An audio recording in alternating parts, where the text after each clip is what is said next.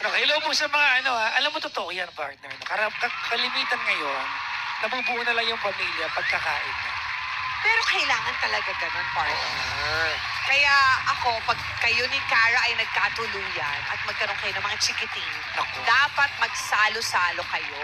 Kahit once a day lang, bilang pamilya at kumain bilang isang pamilya. Alam mo, malungkot na ngayon kasi yung mga salas ng mga living room ng bahay, nagagamit na lang siya hindi para magkwentuhan. Number one, para mag-cellphone. Pangalawa, para mag-Netflix. Oo nga, that's Diba? true. In the Oo. older times, ang sala ng bahay ay ginagamit para to touch base. Magsalo-salo, Yes. mag-usap-usap, Oo. ganon. Mag 1.5 tsaka pandesal, magkakwentuhan kayo. Ngayon, mag-aagawan ka pa sa sofa kasi gusto mo Oo. humilata, mag-cellphone. Anyways, i-share niyo po sa amin ha. Ito ngayon sa'yo, partner, na pag kunyari, magkatuloy kayo ni Cara, tapos may baby na kayo, dapat talaga magsalo once a day. Kami ganun sa family namin. Once a day, kakain kami together. Ewan ko dyan, crush ako niyan eh.